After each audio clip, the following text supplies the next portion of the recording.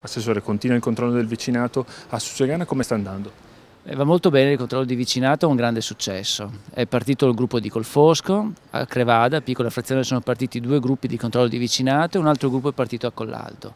A breve partirà anche a Susegana. Questi gruppi sono molto attivi, comunicano, danno informazioni in continuo e i gruppi sono in costante espansione.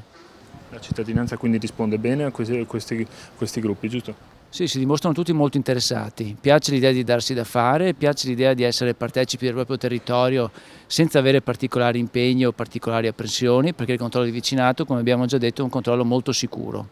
I gruppi che si formano sono dei gruppi chiusi dove la gente si conosce, quindi nella massima sicurezza. È un modo per dare il proprio contributo, proprio come si diceva, è un modo per controllare il proprio territorio, osservare, guardare, relazionarsi con gli altri e essere parte attiva, quindi non più lamentarsi, ma essere decisamente chi vede, chi si dà da fare, chi segnala. Questi gruppi segnalano non solo malintenzionati, ma segnalano anche episodi di inciviltà, cose da mettere a posto, i pali di illuminazione che non funzionano e altre piccole cose che, se segnalate per tempo, è possibile trasmettere agli uffici competenti e quindi provvedere alla loro sistemazione. Quali sono i frutti appunto che sta dando questi incontri?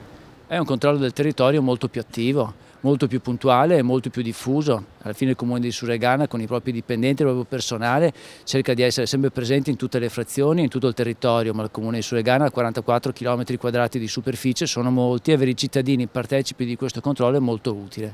Ci sono delle zone, secondo lei, Assessore, riguardo appunto alla sicurezza, dove si potrebbe appunto esserci delle criticità, incrementare la sicurezza, secondo lei?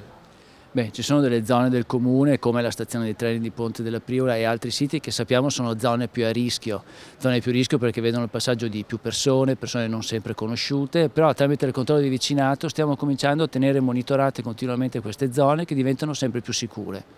L'ultima domanda, l'appello appunto ai cittadini di tenere sempre gli occhi aperti.